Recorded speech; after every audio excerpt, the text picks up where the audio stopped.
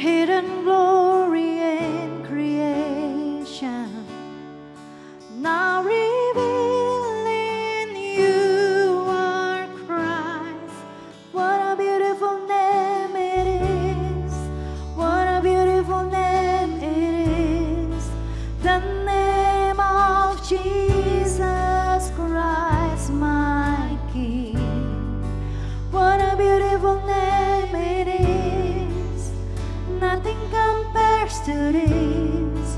What a beautiful name it is. The name of Jesus.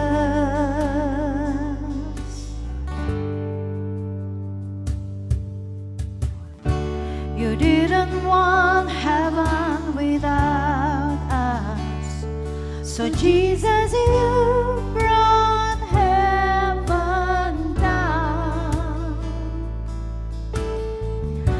My sin was great, your love was greater. What could separate us now? What a wonderful name it is. What a wonderful name it is. The name of Jesus Christ, my King. What a wonderful name it is.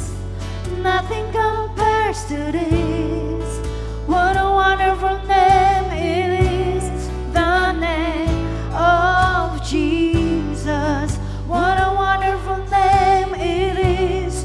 The name of Jesus.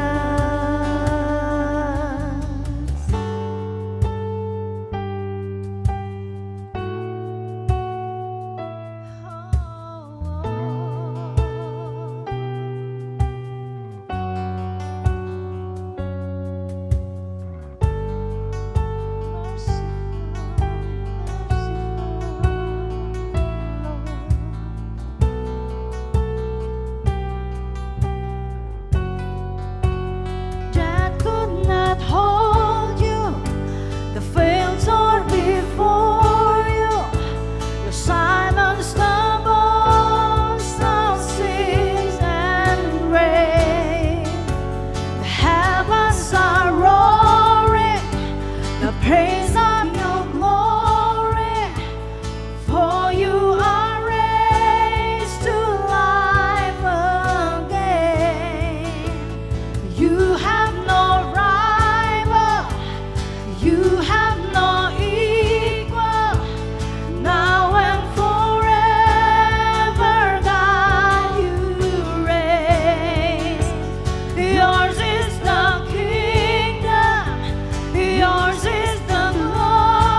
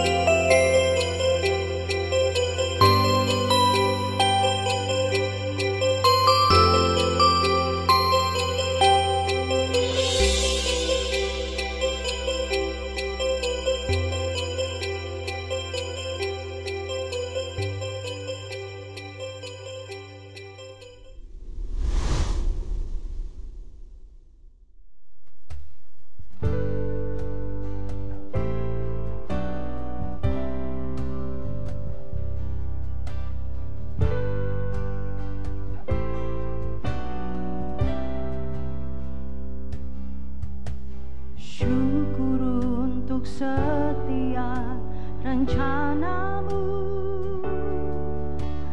dan rancanganmu yang mulia. Dalam satu tubuh kami bersatu menjadi duta kerajaanmu. Ku ucapkan berkat atas Indonesia, biar kemuliaan Tuhan akan nyata bagi bangsa ini. Kami berdiri dan membawa doa kami kepadamu. Sesuatu yang besar pasti terjadi dan mengubahkan negeri kami. Hanya namamu Tuhan ditinggikan atas seluruh bumi.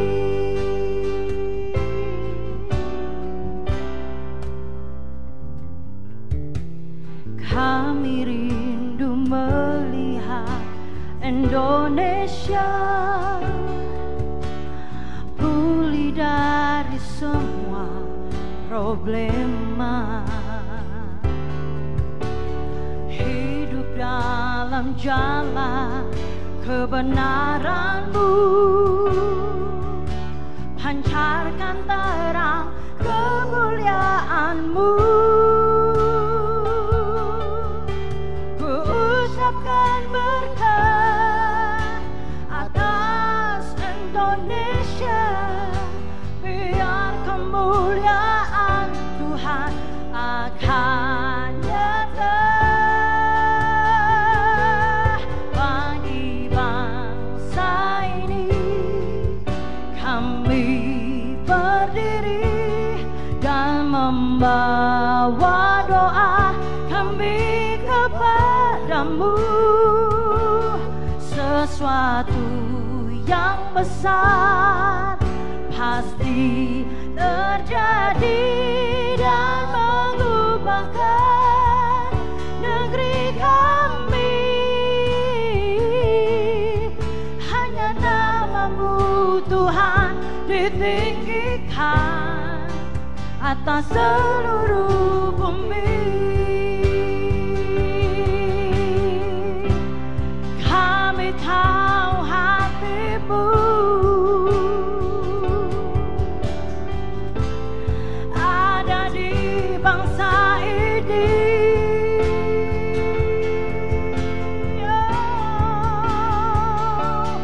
Bagi bangsa ini kami berdiri dan membawa doa kami kepadamu. Sesuatu yang besar pasti terjadi dan mengubahkan negeri kami. Hanya namamu Tuhan ditinggikan atas seluruh bumi.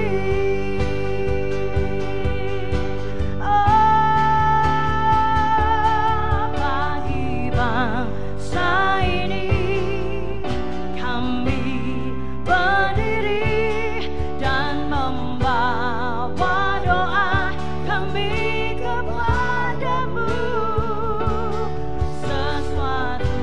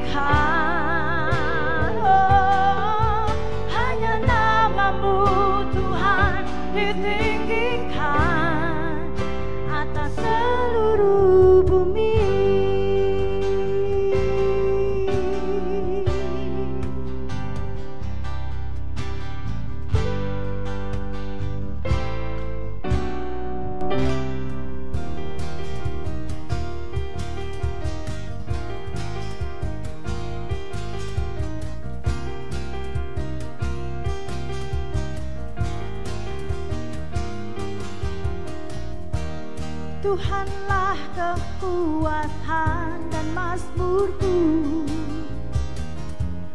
Dia gunung batu dan keselamatanku. Hanya padamu hatiku percaya, Kaulah menara dan kota perlindungan.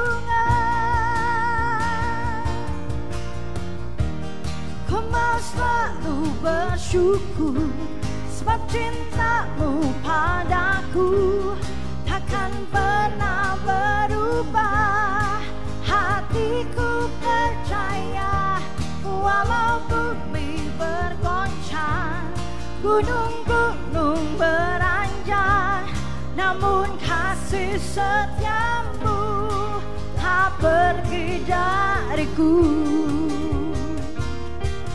Oh, oh, oh.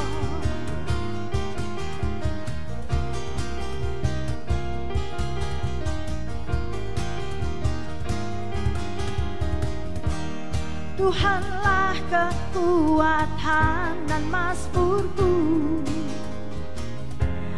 Dia gunung batu dan keselamatanku. Hanya padamu hatiku percaya, Kaulah menara dan kota perlindungan. Ku mau selalu bersyukur, sebab cintamu padaku takkan pernah berubah. Hatiku percaya, walau bumi bergoncang, gunung-gunung beranjak, namun kasih setiamu tak pergi dariku. Ku mau selalu bersyukur, sebab cintamu padaku takkan pernah berubah. Hatiku percaya, walau bumi bergoncang, gunung-gunung beranjak, namun kasih setiamu tak pergi dariku.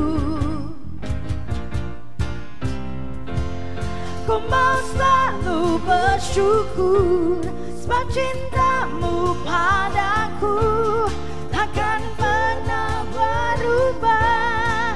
Hatiku percaya, walau bumi bergoncang, gunung-gunung beranjak, namun kasih setiamu tak pergi dariku.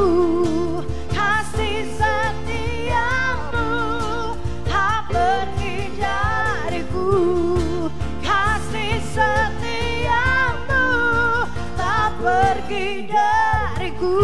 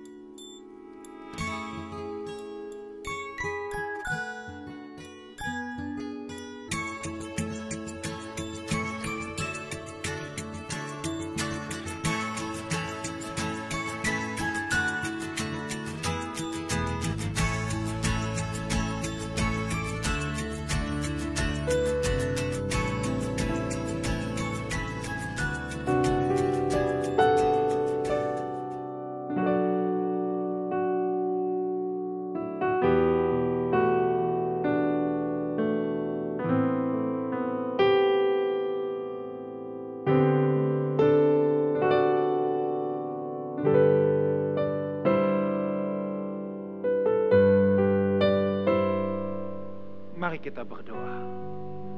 Bapa dalam sorga, di hari Paskah ini, di mana kami memperingati kebangkitan Tuhan Yesus Kristus. Kami sungguh bersyukur. Mari Bapa, tumpahkan apa yang menjadi isi hati Bapa ke tengah-tengah kami semua. Kami berdoa supaya Roh-Mu yang kudus, Juru kami yang agung, yang mengajar di tengah-tengah kami, memberikan kami pewahyuan akan rahasia kebenaran firman-Mu. Terima kasih Bapa. Hanya di dalam nama Tuhan Yesus kami berdoa. Sama-sama kita katakan amin. Shalom Lifehouse Family, selamat Paskah, apa kabar? Saya berdoa supaya kita semua tetap bersukacita, terutama di hari Paskah ini kita harus bersukacita. Sebab Paskah berarti kita merayakan kemenangan. Paskah adalah kemenangan untuk orang percaya. Paskah adalah kemenangan untuk Yesus Kristus. Tuhan Yesus dibangkitkan bukan hanya karena Dia anak Allah, tetapi Ibrani pasal yang ke-5 berkata, karena kesalehannya Ia dibangkitkan. Berarti saudaraku, kebangkitan Tuhan Yesus adalah bukti bahwa Ia berkenan di hadapan Bapa. Kebangkitan Yesus adalah bukti bahwa Ia telah menjadi makhluk yang taat mutlak, bahkan sampai mati di atas kayu salib kepada Bapa. Itulah sebabnya dalam 1 Korintus 15 ayat 13-14, saya mau kita buka bersama dulu bahwa kebangkitan Yesus adalah peristiwa yang sangat penting. This is very important, this is very crucial. 1 Korintus 15 ayat 13-14, demikian yang Paulus katakan, kalau tidak ada kebangkitan orang mati, maka Kristus juga tidak dibangkitkan. Berarti saudaraku, kalau Kristus dibangkitkan, kebangkitan orang mati itu juga pasti ada. Itulah sebabnya sekali lagi saya harus ingatkan bahwa dalam kekristenan, kematian secara fisik itu bukan segala-galanya. Tetapi kematian secara fisik adalah awal mula dari kehidupan yang sebenarnya. Karena Kristus bangkit, maka kebangkitan orang mati juga pasti ada. Kita lihat ayat yang ke-14, tetapi andai kata itu bukan kenyataan ya. Andai kata itu misalkan, jikalau, umpama Kristus tidak dibangkitkan, maka sia-sia. Loh, sampai digunakan kata sia-sia. Tahukah saudara, sia-sia itu kata-kata yang paling keras. Itu kayak useless. Paulus bilang sia-sialah pemberitaan kami. Bahkan sia-sia juga kepercayaan kamu. Kepercayaan kamu yang percaya kepada pemberitaan kami. Sia-sia itu kata-kata yang sangat keras, useless. Tahu gak, kalau kita sudah marah sama orang, jangan sampai kita mengatakan ini. Kalau kita dibilang kamu itu memang useless, sia-sia itu gak ada gunanya.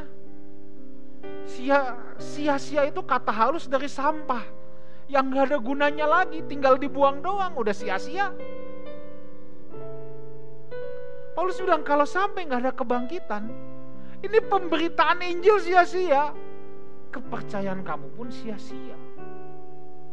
Jadi di sini saudara, kalau kehidupan Kristen, kalau iman Kristen tidak serius mempersoalkan bahwa ada kehidupan kekal, dan itu yang menjadi titik berat sebenarnya fokus hidup kita sia-sia. Sebab memang hidup di bumi ini persiapan yang harus kita garap dan jalankan sebaik-baiknya. Harus tetap penuh dengan semangat juga saudara ya. Saya juga tahu kita belum mau mati saudara. Kalau kita mau mati mah kita udah konyol-konyolan aja, kita sengaja menantang bahaya. Kita juga belum mau mati. Tapi yang kita harus ketahui gini, kita belum mau mati karena kita mau serius mempermuliakan Tuhan. Kita masih tahu bahwa tugas kita untuk beban pekerjaan Dia, kita harus beritakan Injil, kita harus melakukan pekerjaan pelayanan, bebannya masih banyak. Masih banyak jiwa-jiwa yang belum diselamatkan. Kita gak mau mati dulu bukan karena kita seneng atau mencintai dunia ini saudara, tetapi kita masih punya tanggung jawab untuk mempermuliakan nama Kristus. Nah, kalau kita tidak menghayati kebangkitan Kristus dengan benar saudara, maka nilai hidup kita pasti salah. Saudara pasti tahu slogan yang namanya YOLO, Y-O-L-O. Itu slogan itu isinya kan, you only live once. Kamu hanya hidup satu kali. Ini tidak salah slogan ini. Tetapi antara orang yang mengenal kebenaran dengan orang yang tidak mengenal kebenaran, ini maknanya bisa beda jauh, saudaraku. Untuk orang yang tidak mengenal kebenaran, you only live once berarti inilah satu-satunya kesempatan aku hidup. Aku harus menikmati dunia ini senikmat-nikmatnya. Tetapi untuk kita juga ada YOLO, juga ada you only live once. Tapi kita memaknainya beda. Kita memaknainya inilah satu-satunya kesempatan aku untuk mempersiapkan diri. Supaya aku siap jadi mempelai Kristus. Supaya aku siap untuk di kehidupan yang akan datang. Kehidupan yang tidak ada ujung, tidak ada batas. Kebangkitan ini juga merupakan kabar baik, saudara. Kenapa? Sebab kebangkitan Kristus, ingat Kristus bangkit secara fisik, ini juga mengindikasikan bahwa kehidupan setelah kematian itu juga alam fisik, itu juga alam real. Yesus menggunakan sebuah tubuh kebangkitan, di mana dengan tubuh itu Yesus makan ikan goreng sama murid-murid. Itu ada ayatnya ya di Injil Yohanes pasal ke-21, nanti saudara baca sendiri. Yesus dengan tubuh kebangkitan itu makan.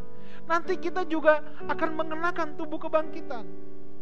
Itulah sebabnya saudaraku, kekristenan itu bukan fata morgana. Kekristenan itu bukan ilusi. Kekristenan itu bukan hayalan. Tapi kekristenan itu sebuah realitas. Bahwa ada kehidupan real nanti, kehidupan fisik. Nah, banyak orang yang tidak mau melepaskan percintaan dengan dunia ini sebab dia pikir bahwa kehidupan yang dia bisa nikmati senikmat-nikmatnya hanya saat ini. Kalau nanti hanya alam roh, seperti Casper yang mengapung-apung di udara. Tidak begitu. Kehidupan Kristen adalah real. Nanti setelah kematian pun kehidupan fisik real. Kebangkitan Yesus menggunakan tubuh fisik menunjukkan adanya kehidupan fisik setelah kematian ini. Kebangkitan adalah pengharapan yang real, tapi masalahnya banyak mata orang percaya dibutakan akan hal ini. Dan pada kesempatan pagi hari ini saya akan membahas tentang dua orang murid. Kisah ini hanya ditulis di Injil Lukas. Maka kalau saudara senang dengan judul sharing saya adalah Perjalanan ke Emmaus, Road to Emmaus. Nah, dua orang murid ini adalah contoh orang yang dibutakan tentang adanya fakta kebangkitan.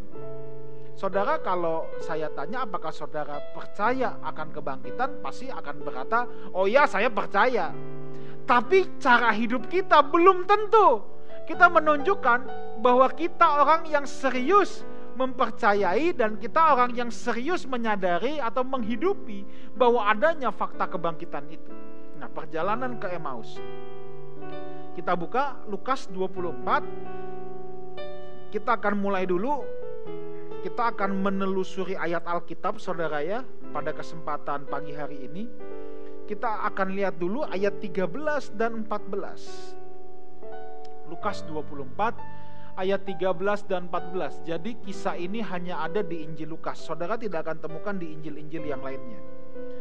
Pada hari itu juga dua orang murid-murid Yesus pergi ke sebuah kampung bernama Emmaus yang terletak kira-kira 7 mil jauhnya dari Yerusalem. Dan mereka bercakap-cakap tentang segala sesuatu yang telah terjadi. Nah, ada apa di Yerusalem saat itu? Gitu kan? Pertanyaannya, coba kita lihat dulu, lompat dulu ke ayat 18.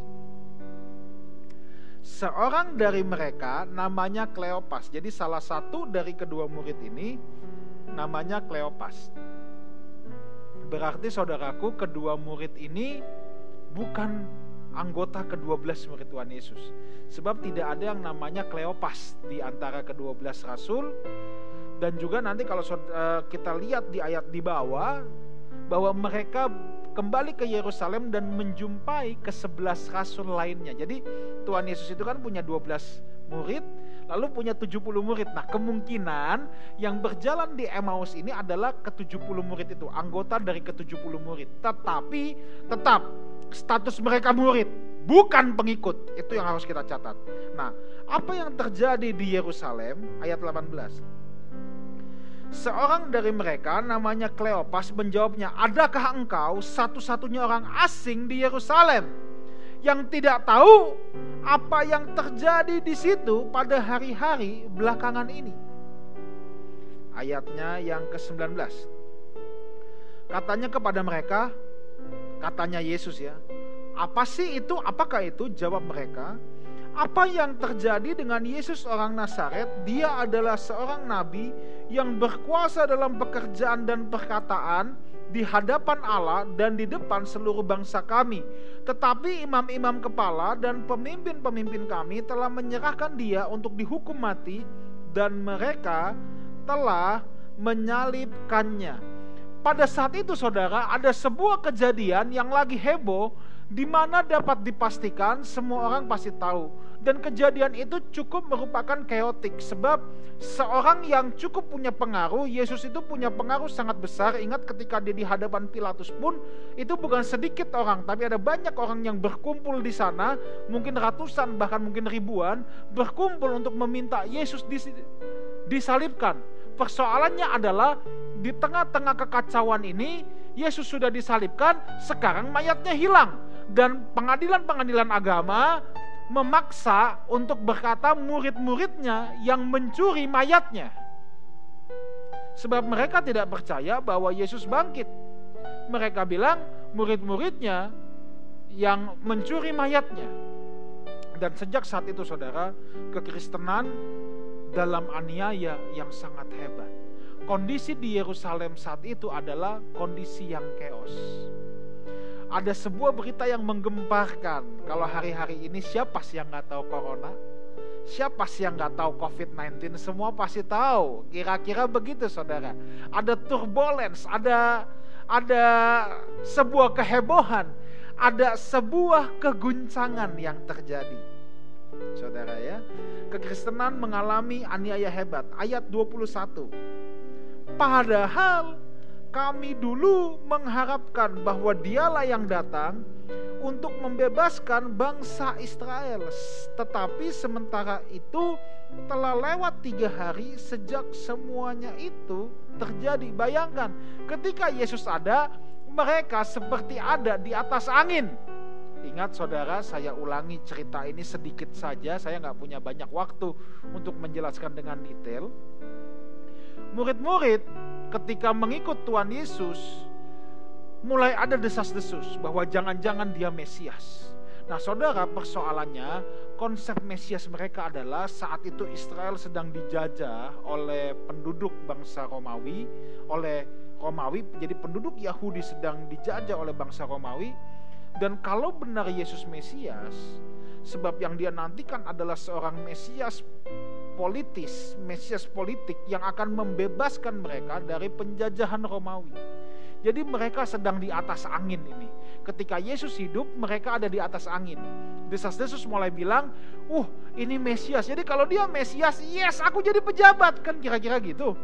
Makanya ibunya Yakobus dan Yohanes cepet-cepet titip pesan sama Tuhan Yesus, Guru, biarlah anakku duduk di samping kiri, samping kanan. Ini titip jabatan, mau jadi wakil presiden. Kan kira-kira begitu saudara ya.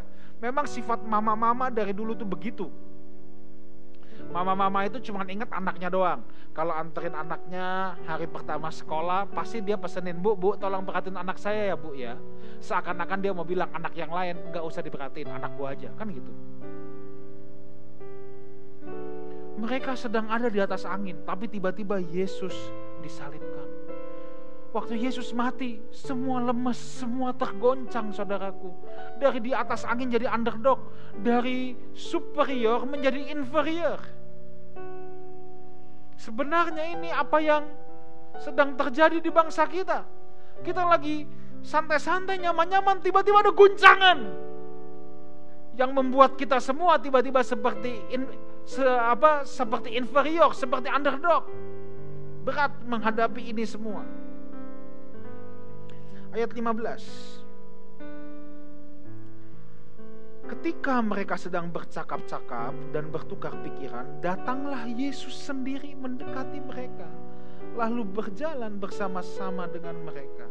Coba lihat, ketika mereka sedang bercakap-cakap bertukar pikiran, datanglah Yesus sendiri. Kok mereka bisa nggak mengenali Yesus? Ini statusnya murid.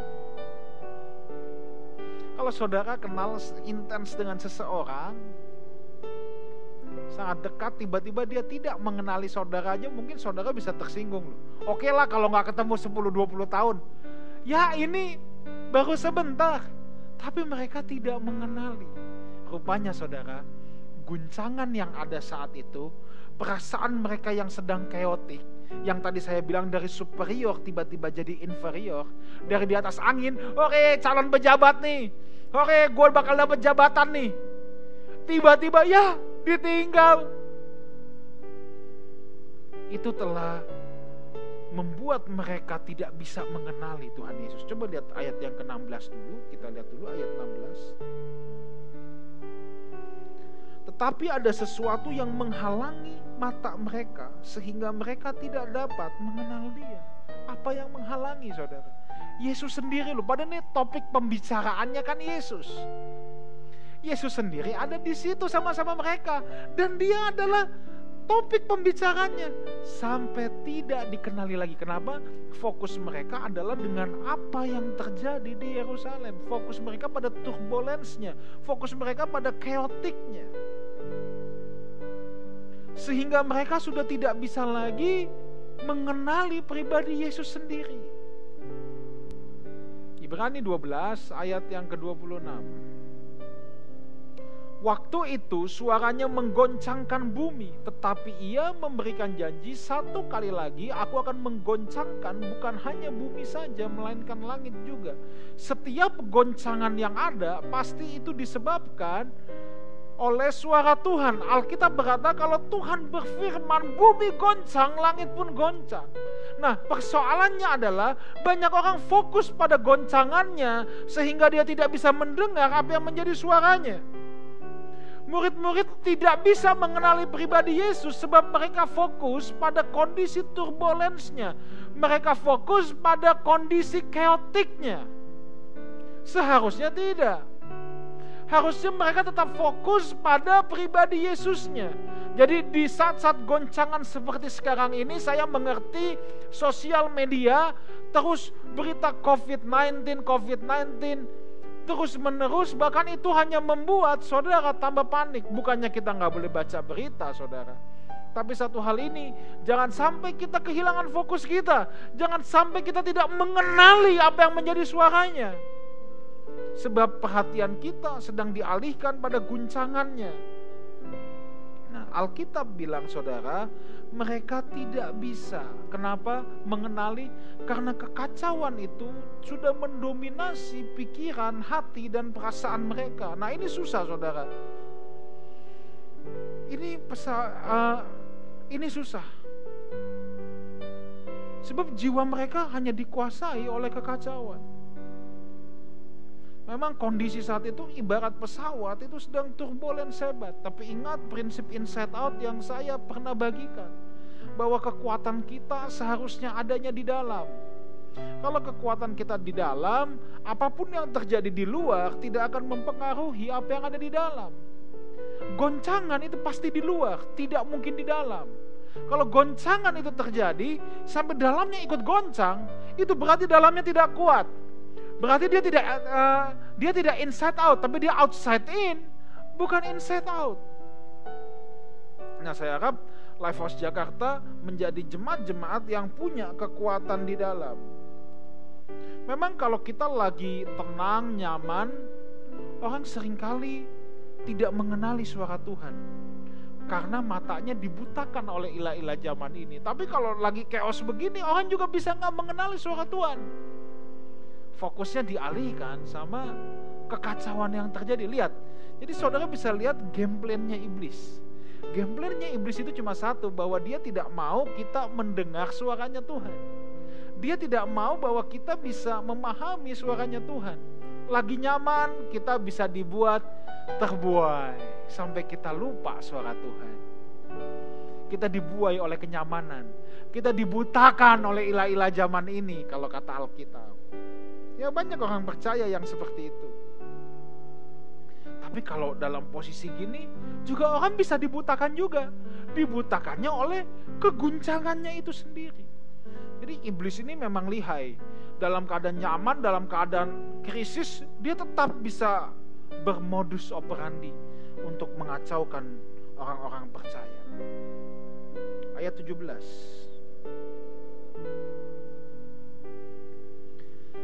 Yesus berkata kepada mereka, "Apakah yang kamu percakapkan sementara kamu berjalan?" Maka berhentilah mereka dengan muka muram. Lihat, orang yang tidak mengenal kebenaran pasti muram, pasti lesu, pasti cemas. Kenapa? Sebab kemuraman karena hati mereka dikuasai oleh kekhawatiran mereka. Hati mereka dikuasai oleh kekhawatiran mereka. Hati mereka dikuasai oleh ketakutan mereka. Hati mereka dikuasai oleh kecemasan mereka. Makanya mereka muram.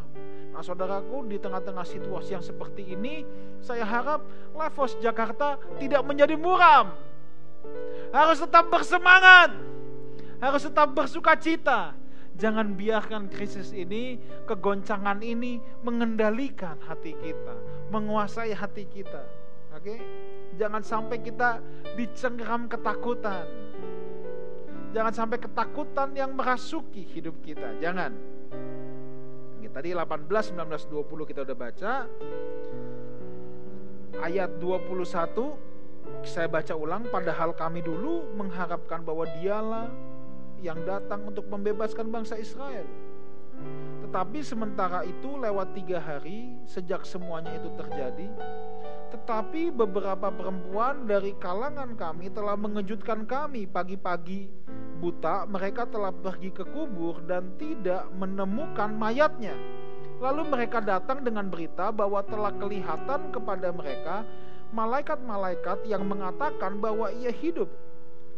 Dan beberapa teman kami telah pergi ke kubur itu dan mendapati bahwa memang benar yang dikatakan perempuan-perempuan itu, tetapi dia tidak mereka lihat. Ini mengejutkan mereka, saudara. Mereka terkejut dengan fakta yang ada. Nah ini bebal. Harusnya mereka sudah tahu, Tuhan sudah berkali-kali ngomong kok bahwa anak manusia akan dibangkitkan di hari yang ketiga. Tadi ayat 21 yang kita lihat, mereka sudah punya fantasi sendiri. Yesus itu menjadi Mesias politik. Padahal Tuhan juga udah berkali-kali bilang, kerajaanku bukan dari dunia ini. Aku ini Mesias versiku, bukan versimu. Nah banyak orang percaya juga yang punya konsep sendiri saudara tentang Mesias. Makanya dia bisa jadi kecewa. Seperti kedua murid ini kecewa. Tadinya kami pikir, kami harap, gak taunya beda. Sebab mereka terlanjur punya versi Mesias sendiri. Nah orang Kristen sekarang juga saya khawatir punya versi Mesias sendiri. Dia sudah punya gambaran tentang apa itu dan siapa itu Mesias. Kalau zaman dulu Mesias politik, sekarang jadi Mesias ekonomi, Mesias bisnis, Mesias kesehatan dan lain sebagainya. Loh bukannya itu, tapi saudara harus tahu bahwa kedatangan Tuhan ke dunia ini yang mau disembuhkan itu jiwa dan roh kita yang mau diselamatkan.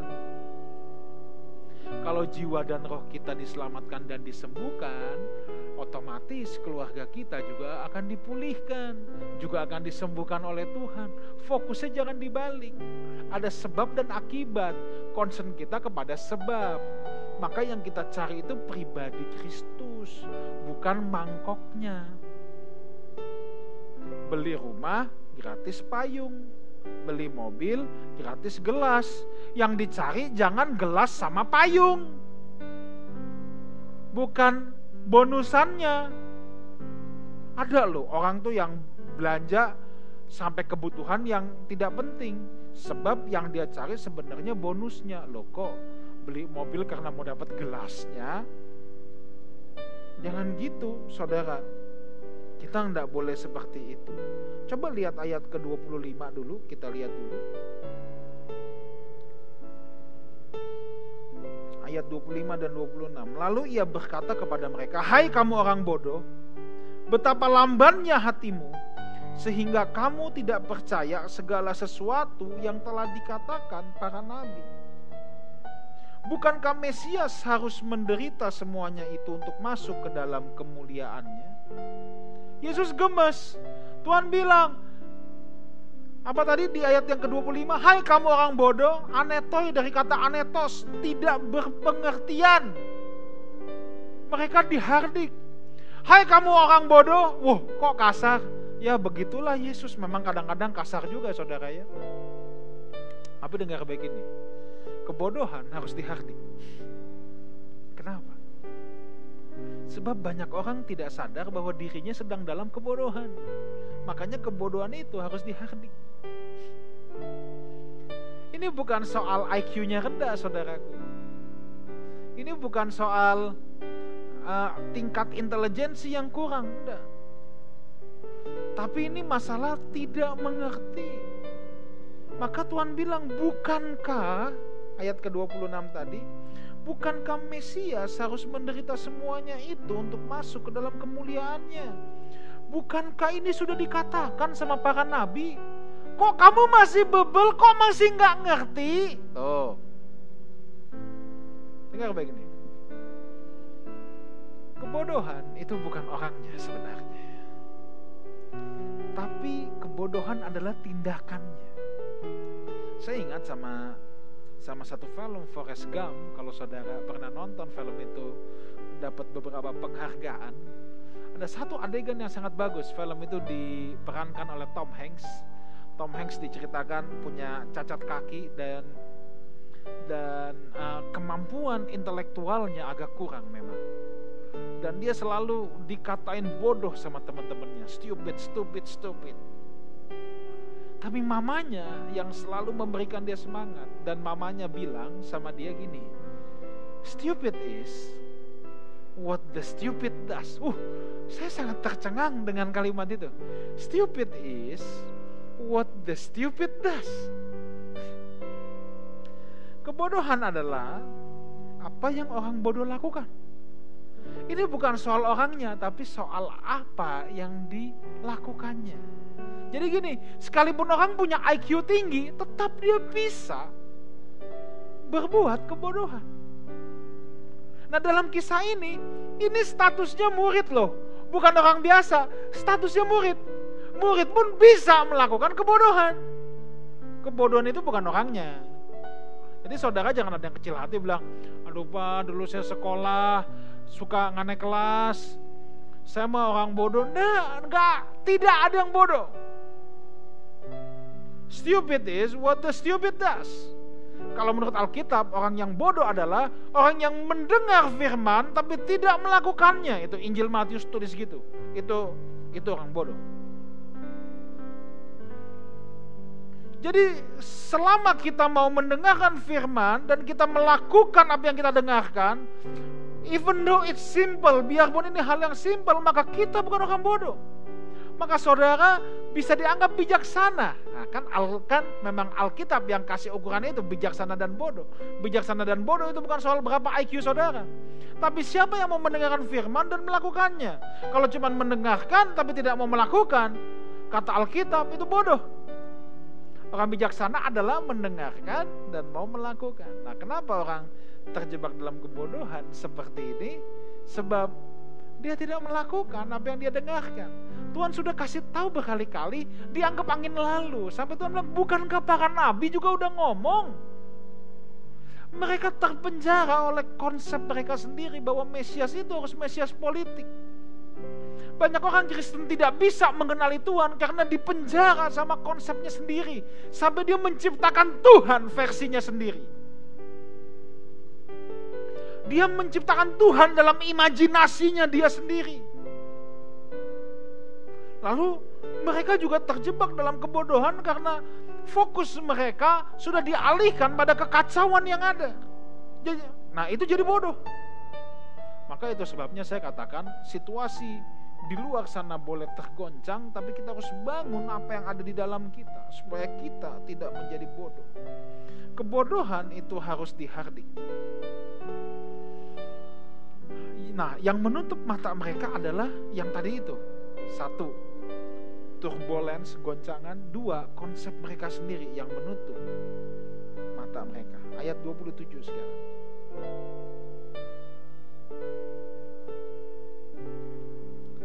Lalu ia menjelaskan kepada mereka apa yang tertulis tentang dia dalam seluruh kitab suci, mulai dari kitab-kitab Musa dan segala kitab nabi-nabi. Nah, tadi saya katakan bodoh itu juga disebabkan oleh anetos itu kurang pengertian.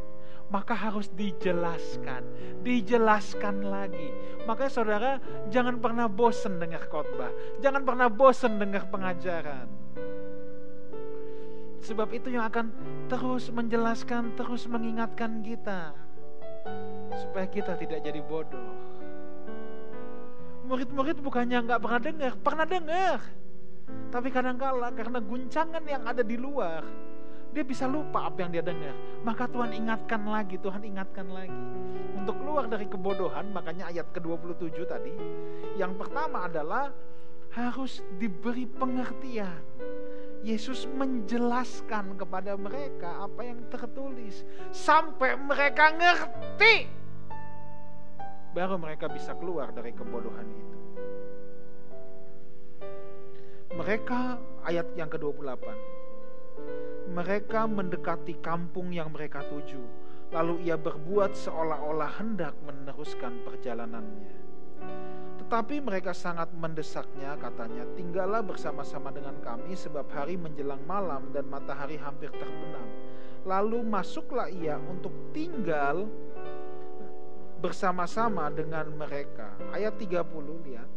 Waktu ia duduk makan dengan mereka, ia mengambil roti, mengucap berkat, lalu memecah-mecahkannya dan memberikannya kepada mereka. Ayat 31, ketika itu terbukalah mata mereka dan mereka pun mengenal dia. Terbuka matanya mengenal dia, tetapi ia lenyap di tengah-tengah mereka.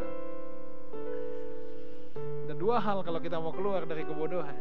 Yang pertama, kita harus diberikan pengertian, berulang-ulang dijelaskan. It's okay. Saudara, penelitian berkata bahkan orang tidak bisa mengingat khotbah 2 minggu yang lalu, apalagi 3 minggu yang lalu. Jadi pengulangan adalah cara belajar yang paling baik. Tetapi yang kedua adalah ketika seseorang punya perjumpaan pribadi dengan Tuhan, personal touch, personal encounter with Jesus, mereka menyadari setelah dijelaskan, dia makan minum katanya, ia mengambil roti, mengucap berkat. Nah saudara, kalau orang tidak berjumpa dengan Tuhan secara pribadi, secara real, sulit untuk matanya bisa terbuka.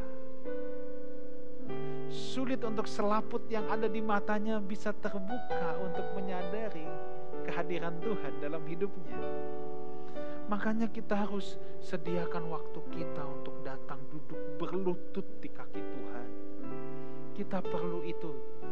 Itu yang Ayub katakan tuh gini, dulu hanya dari kata orang saja aku mengenal engkau. Bahkan dulu aku berani menceritakan hal-hal yang tidak aku ketahui. Loh, gimana bisa ngomong hal-hal yang dia sendiri tidak tahu? Tetapi Ayub meneruskan dengan kata ini, sekarang mataku sendiri. Artinya gini, sekarang aku punya pengalaman pribadi dengan Tuhan. Saudara, jangan puas kalau cuman pendeta yang berkhotbah, teman saudara yang kasih tahu pengalaman pribadinya dengan Tuhan. Saudara sendiri harus punya pengalaman pribadi dengan Tuhan. Supaya mata rohani kita terbuka, kita sendiri harus punya pengalaman pribadi itu. Pewahyuan akan membuat mata kita terbuka. Nah, bagaimana supaya bisa punya pewahyuan? Nah, ini orang banyak yang tanya sama saya, Pastor, gimana sih supaya bisa punya pewahyuan? Simpel. Saudara harus sediakan waktu. Baca firman. Kalau baca firman tuh jangan sambil lalu, jangan misalnya gini ya. Ayat yang ke-30 nih. Waktu ia duduk makan dengan mereka, ia mengambil roti, mengucap berkat, lalu memecah-mecahkannya dan memberikannya kepada mereka. Ketika itu terbukalah mata mereka dan mereka pun mengenal dia. Tetapi ia lenyap dari tengah-tengah mereka. Jangan gitu bacanya. Baca firman tuh dikunyah, diresapi, diam dulu, izinkan Tuhan bicara. Doa tuh apa sih? Doa itu kan kita bicara sama Tuhan, Tuhan bicara sama kita. Makanya untuk orang-orang Yahudi, dan ini memang benar, perenungan firman adalah bagian dari doa. Banyak orang berpikir doa itu pokoknya cuma merem, tutup mata, kalau ada bisa berbahasa roh, dia berbahasa roh. Hanya itu doa. No, prayer is not only that. Ketika saudara merenungkan firman Tuhan, saudara diam, membiarkan kesempatan Tuhan juga bicara untuk hidup saudara, itu juga doa. Doa juga gak harus merem. Saudara bisa doa di kamar sambil berjalan. Jangan merem, ntar bisa ke pentok meja. Itu juga bisa doa. Yang jelas adalah saudara perlu waktu khusus, perlu saat-saat khusus di mana saudara berbicara sama Tuhan dan membiarkan Tuhan bicara dengan saudara. Kalau saudara senang yang ngomong, kapan Tuhan ngomongnya? Kita perlu yang namanya saat-saat berdiam diri. Nah, maka kalau saudara baca kitab Mazmur, suka ada tulisan Sela, ya kan? Sela itu artinya diam. Ada saatnya kita harus berdiam diri dan membiarkan Tuhan bicara sama kita. Sebab di sanalah perjumpaan dengan Tuhan bisa terjadi. Ayat 32. Kata mereka seorang kepada yang lain, bukankah hati kita berkobar-kobar ketika ia berbicara dengan kita di tengah jalan dan ketika ia menerangkan kitab suci kepada kita? Lihat, orang yang berjumpa dengan Tuhan hatinya berkobar-kobar. Orang yang berjumpa dengan Tuhan secara benar hatinya berkobar-kobar. Kalau saudara jadi Kristen tapi saudara tidak merasa hati saudara berkobar-kobar ketika menemukan suatu kebenaran, ketika mendengarkan sebuah kebenaran, maka kita harus questioning, what kind of Christian I am. Kalau orang yang Kristen yang sungguh-sungguh, yang serius, excited dengan Tuhan, ketika dia mendengarkan sebuah kebenaran, apalagi hal-hal yang baru buat dia, hatinya berkobar-kobar. Nah, saya khawatir hal-hal ini sudah tidak ada pada kita. Nah, saya mau gini saudaraku, kita belajar untuk hal yang ini, bahwa kita harus tetap antusias. Saya mau jemaat Lifehouse itu jemaat yang antusias. Saya kadang-kadang kalau melihat kebaktian di luar negeri, saudara, saya tuh kadang-kadang memang, wah itu antusias banget ya. Memang saya tidak mengharapkan saudara seperti yang kayak di luar. Kalau di luar kan sampai amin, hampir diri ke atas bangku. Nah itu kalau di Amerika begitu. Kalau kita ya mungkin beda culture, tapi saya cukup senang kalau khotbah di beberapa tempat yang jemaatnya menunjukkan rasa antusiasme. Amin, wah itu seperti ikan mas koki yang mau dikasih makan, saudara ya. Tapi itu hal yang baik. Ya memang ada orang yang tipenya pendiam, dia diem aja biarpun hatinya berkobar-kobar juga. It's okay, tapi yang penting ginilah, hati kita berkobar-kobar ketika kita mendengarkan pengajaran firman Tuhan. Orang yang bertemu dengan pengajaran yang benar harusnya hatinya berkobar-kobar. Ayat 33 sekarang. Lalu bangunlah mereka dan terus kembali ke Yerusalem. Di situ mereka mendapati ke-11 murid itu. Mereka sedang berkumpul bersama-sama dengan teman-teman mereka. Kata mereka itu, sesungguhnya Tuhan telah bangkit dan telah menampakkan diri kepada Simon. Lalu kedua orang itu pun menceritakan apa yang terjadi di tengah jalan dan bagaimana mereka mengenal dia pada waktu ia memecah-mecahkan roti. Saudara perhatikan di ayat yang ke-33, lalu bangunlah mereka terus kembali ke Yerusalem. Tadinya di tengah-tengah guncangan itu mereka sudah lemas, mereka mau lari dari Yerusalem, mau ke Emmaus. Begitu mereka tahu kebenaran, justru mereka membatalkan pelarian mereka. Mereka memilih, I will go back to Yerusalem. Dengar baik ini, Apakah Tuhan fix up chaotic di Yerusalem? Tidak. Apa yang Tuhan fix up? Hati mereka. Hati mereka yang Tuhan perbaiki. Saudara, ketika guncangan ada, dengar baik ini. Sebenarnya yang Tuhan fokus itu bukan guncangannya, tapi how you respond to the turbulence. Jadi seperti di tengah-tengah situasi sekarang ini, jujur ya, fokus Tuhan itu bukan soal meniadakan COVID-nya. Tadi saya sudah katakan, kalau ada guncangan itu suara Tuhan juga loh. Ini sampai terjadi semua, saya tidak bilang Tuhan yang bikin, tidak. Bisa aja ini buatan manusia. Tapi Tuhan izinkan ini terjadi. Dan fokus Tuhan bukan ininya yang selesai cepat, bukan itu. Yang Tuhan fokus hati kita. He will fix up our heart seperti murid-murid. Keguncangan di Yerusalem tetap ada, tetapi ketika hati mereka diperbaiki, mereka jalan balik ke Yerusalem. Respon hati kita, Tuhan deal dengan hati kita, respon hati kita menghadapi guncangan itu yang Tuhan nantikan. Itu yang Tuhan bidik. Makanya saudaraku, di hari Paskah ini, saya hanya ingin mengingatkan untuk kita semua, untuk merenungkan akan hal ini.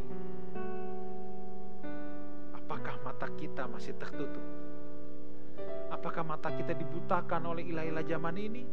Atau mata kita dibutakan oleh persoalan-persoalan yang ada sampai kita sudah tidak bisa mengenali Dia, kita tidak bisa mendengarkan suaranya?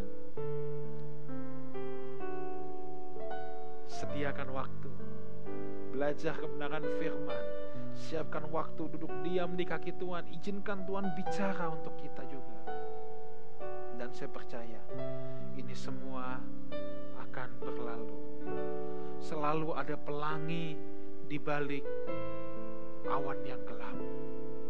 Keguncangan ini pasti akan berlalu, tapi fokus kita bukan pada keguncangannya, respon kita terhadap guncangan itu. Tuhan tidak deal dengan keadaan, Tuhan deal dengan hati kita. Bagaimana respon kita menghadapi segala sesuatu. Amin. Tuhan memberkati kita semua. Mari kita berdoa. Bapa dalam sorga, hamba-Mu sungguh terbatas dalam berkata-kata. Tapi hamba berdoa ya Tuhan, untuk setiap kami yang mendengarkan kebenaran firman-Mu ini. Roh Kudus, Engkau guru kami yang agung. Please, deal with our hearts. Kami berdoa supaya Tuhan deal dengan hati kami, supaya kami bisa meresponi segala sesuatu yang terjadi hari-hari ini dengan benar. Supaya kami bisa mendengarkan suara-Mu, supaya kami tahu apa yang menjadi isi hati Tuhan. Dan kami mau keluar dari kebodohan kami.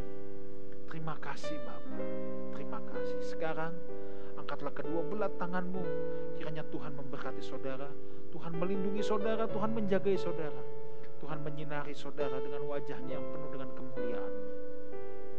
Kiranya berkat dari Allah Bapa, cinta kasih karunia dari Tuhan kita Yesus Kristus, dan persekutuan yang indah dan yang manis dengan Roh Kudus menyertai kita semua, mulai sekarang sampai selama-lamanya, sampai Tuhan Yesus datang untuk yang kedua kalinya, menjemput saudara-saudaranya yang hidup sepadanan dengan kebenaran Injilnya. Sama-sama kita katakan amin.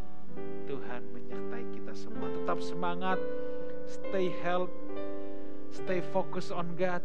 Duduk diam di kaki Tuhan. Jadikan waktu-waktu ini untuk kita membangun manusia rohani kita, membangun anak-anak kita, membangun keluarga kita. Selalu ada pelangi di balik